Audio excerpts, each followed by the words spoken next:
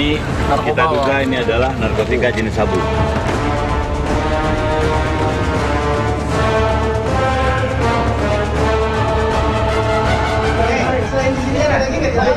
Mana? Ada lagi nggak? Benar.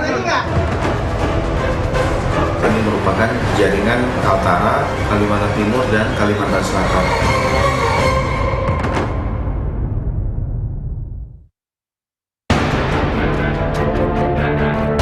Pasokan narkoba terus mengalir ke Indonesia. Tak peduli meski negeri ini sedang sibuk mengantisipasi merebaknya wabah virus corona. Di Kalimantan Selatan, polisi gagalkan pasokan ratusan kilogram narkoba jenis sabu dan ribuan butir pil ekstasi.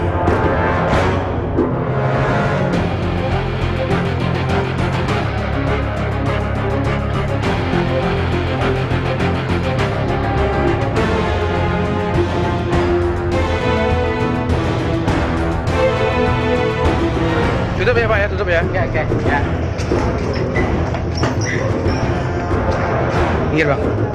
Sebuah rumah tempat penyimpanan narkoba di Komplek Gria Mandiri, Kelurahan Kratak Hanyar, Banjar, Kalimantan Selatan, digerebek tim Direktorat Narkoba Polda Kalimantan Selatan.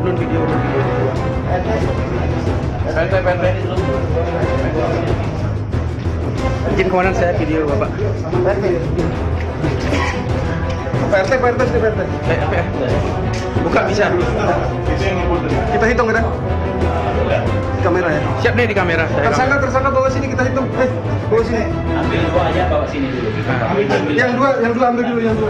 PRT itu ada dua, kita ambil dulu. Nanti yang PRT. Izin komandan, saya di sana mau video komandan. Siap.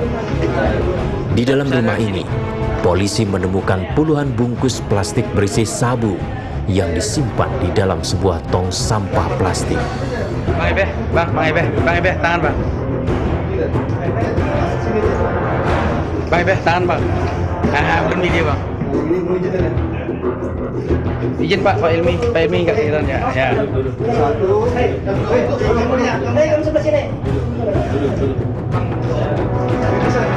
Selain itu, polisi juga meringkus 2 orang pemuda yang merupakan anggota sindikat pengedar narkoba.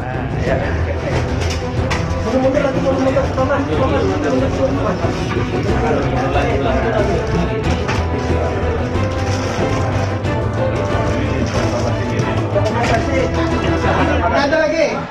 Bohong. Tadi yang mana lihat lagi? Yang itu? Ini ada. Mau apa itu? Iya sudah. Dipisah yang di lemari, dipisah di sini. Yang di lemari sini. Di lemari warnanya ini. Ada. 12, 14, 15, 16. Bukan hanya sabu, pelaku juga ternyata menyimpan pil ekstasi di dalam laci lemari. Baru anu aja dan pokok-pokoknya tadi aja.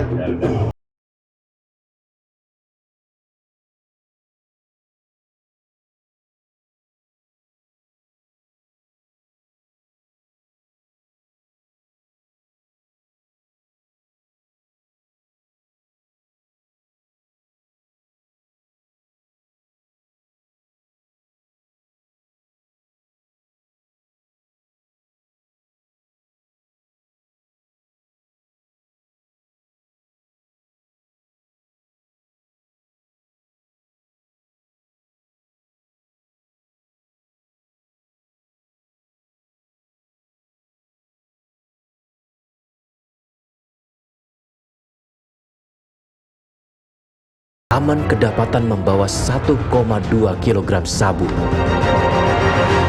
Dapat kami jelaskan untuk pengungkapan sabu jaringan lapas Teluk Dalam ini. Pada awalnya ada seseorang yang berinisial saudara A melakukan transaksi dengan 2 orang di sebuah rumah di Jalan Maligai, Komplek Perumahan Gria Permai. Pada saat setelah mereka melakukan transaksi, oleh anggota kita dilakukan penindakan dan berhasil didapatkan 1 paket sabu, dalam hal ini sejumlah 1,2 kg kilogram lebih. Setelah kita amankan tersangka A ini, dari penyelidikan yang sudah kita lakukan beberapa hari sebelumnya, kemudian oleh anggota Direktorat Narkoba Polda Kalimantan Selatan melakukan penindakan terhadap rumah yang dicurigai sebagai tempat penyimpanan sabu atau gudang dalam itu. Dilakukan penindakan ke rumah tersebut, ternyata benar adanya ditemukan 2 orang tersangka di dalam rumah tersebut dengan inisial S dan Y.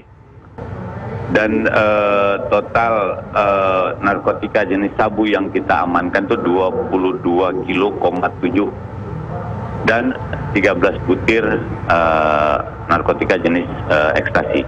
Ada kemungkinan, tapi sekarang sedang kita dalami untuk pengembangan dari pengendali atau yang memerintah mengambil dan yang memerintah yang 2 di gudang dalam hal ini masih kita dalami untuk kita cari. Polisi telah menetapkan 3 tersangka dalam kasus peredaran narkotika jenis sabu ini.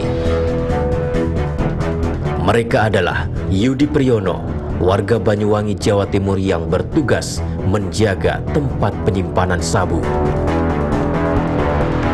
Dalam tugasnya, Yudi ditemani Subur Santoso, yang juga tercatat sebagai warga Banyuwangi, Jawa Timur. Serta Abdurrahman alias Aman, yang bertugas sebagai pengantar barang. Hingga kini ketiganya masih diperiksa intensif di Mapolda Kalimantan Selatan.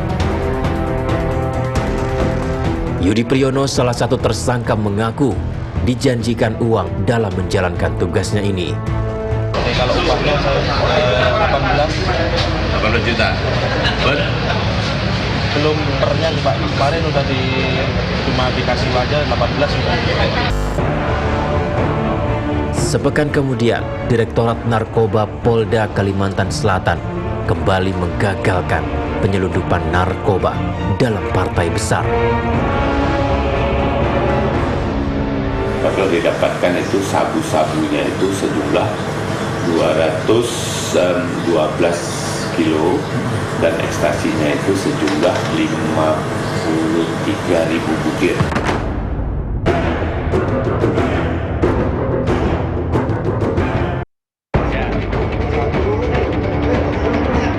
Sepekan setelah terbongkarnya kasus penyelundupan 22 kg narkotika jenis sabu ini, Direktorat Narkoba Polda Kalimantan Selatan kembali dapat tangkapan kakap. Kita melihat satu jenis kendaraan Pajero Sport putih di mana melintas dengan kecepatan yang sangat tinggi. Pada saat di lintasan jalur jalan raya tertentu, kami menghentikan si pelaku ini, di mana melihat pelaku juga dengan gelagat yang sangat kewalahan, sehingga naluri sebagai seorang anggota kepolisian kami melihat ada sesuatu yang sangat janggal ataupun ada pidana mungkin yang kita temukan.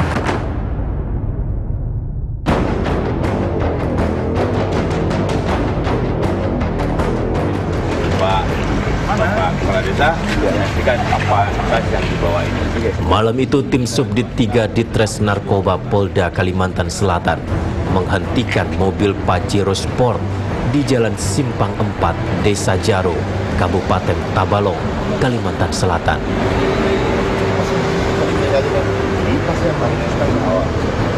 Mobil ini diduga kuat membawa narkotika dalam jumlah besar.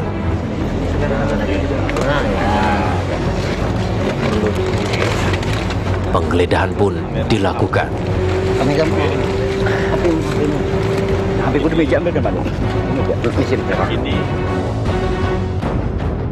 Ternyata benar. Dari dalam tas ditemukan bungkusan plastik berisi sabu. Ini kita duga ini adalah narkotika jenis sabu. Sebenarnya ini sudah dimulai dari beberapa bulan yang lalu. Ada personil kita, anggota kita melaporkan bahwa akan mengirimkan anggota untuk berangkat ke Tanjung Selor. Kemudian ditemukanlah mobil dan orang yang sesuai seperti informasi yang kita dapatkan. Nah, akhirnya kita mengambil langkahnya itu upaya paksa. Apa upaya paksa yang kita lakukan? Melakukan pemeriksaan terhadap orang, kendaraan, dan barang yang dibawanya itu. Dimas Apriliano Teja Eka Satria. Dialah si pengendara mobil Pajero Sport yang mengangkut narkoba. Ia pun digelandang ke Mapolsek Jaro. Akhirnya di desa Jaro tersebut kita lakukan penindakan dengan cara memeriksa bawaan daripada si D tersebut. Setelah sampai di pinggir jalan, itu kita buka sementara dari 8 tas ini yang sama bentuknya, ditemukanlah barang di situ, kristal bening dalam jumlah yang banyak. Yang kita curigai itu adalah sabu-sabu, sama yang satu tas yang bentuknya pun beda sendiri, kita buka ternyata dicurigai itu adalah ekstasi. Direktorat Narkoba Polda Kalimantan Selatan tidak akan pernah memberi ruang ataupun celah bagi pelaku narkoba yang ada di wilayah kami.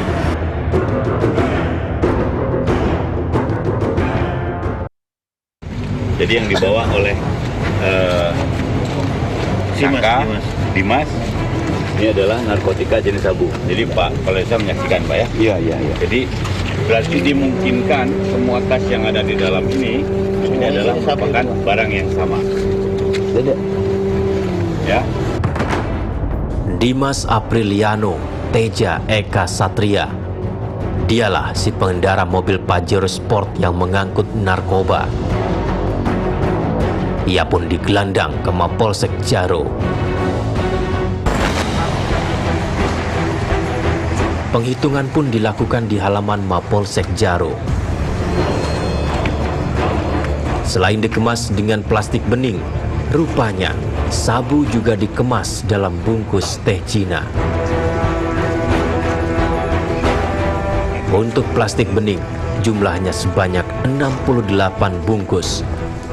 Sedangkan plastik teh Cina sebanyak 140 bungkus. Selain itu ada juga 5 bungkus plastik berisi pil ekstasi. Nah, setelah kemudian kita lakukan pengecekan, penimbangan, dan penghitungan, baru didapatkan itu sabu-sabunya itu sejumlah 212 kilo dan ekstasinya itu sejumlah 53.000 butir. Kami menganalisa, mengamati bahwa ini merupakan jaringan Kaltara, Kalimantan Timur, dan Kalimantan Selatan. Tetapi setelah ini terungkap dan ini besar, nah kami bisa mungkin menyimpulkan, menganalisa bahwa ini merupakan jaringan yang mungkin sabu tersebut datang dari wilayah luar, yaitu melewati Tawau, Sebatik, sehingga masuk ke wilayah Tanjung Selor. Dari Tanjung Selor ini juga dipecah lagi ke wilayah Kalimantan Timur, Kalimantan Selatan, Jawa Timur, dan Sumatera. Kami juga akan membangun kerjasama dengan DEA dari Kedutaan Amerika yang sudah menghubungi dengan ada pengungkapan di wilayah Kalimantan Selatan ini. Dari DEA, Kedutaan Amerika juga akan membantu, akan meninjau, mengasistensi kegiatan-kegiatan kami yang ada. Termasuk kami juga harus melaporkan secara resmi presentasi di Bareskrim Polri, yaitu di Tipik Narkoba, untuk melakukan asistensi dari Bareskrim terhadap case yang kami tangani. Yang ketiga, mungkin saat ini kami juga akan membangun joint operation dengan teman-teman dari Bea Cukai dalam pemberantasan narkotika ini. Direktorat Narkoba Polda Kalimantan Selatan tidak akan pernah memberi ruang ataupun celah bagi pelaku narkoba yang ada di wilayah kami. Kami akan kejar sampai kemanapun dan akan memberikan hukuman yang terberat bagi para pelaku tersebut. Kini, Dimas telah ditetapkan sebagai tersangka.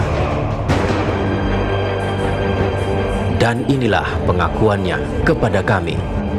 Dimas udah berapa lama nih menggeluti Sekitar 6 bulan, Pak. 6 bulan. Tugasnya apa? Saya tugasnya bawa mobil aja, Pak. Ini udah yang keberapa kali? Yang ketiga. Sebelumnya yang kedua tuh kemana aja? Sama dengan Berapa biasanya di 20 juta. Kenapa nih jadi pengen? Padahal kan sudah tahu ancamannya ini berat gitu kan. karena saya diancam, Pak, kalau saya nggak mau mengikuti perintahnya, saya diancam bakal dicelakai saya dan keluarga saya, Pak.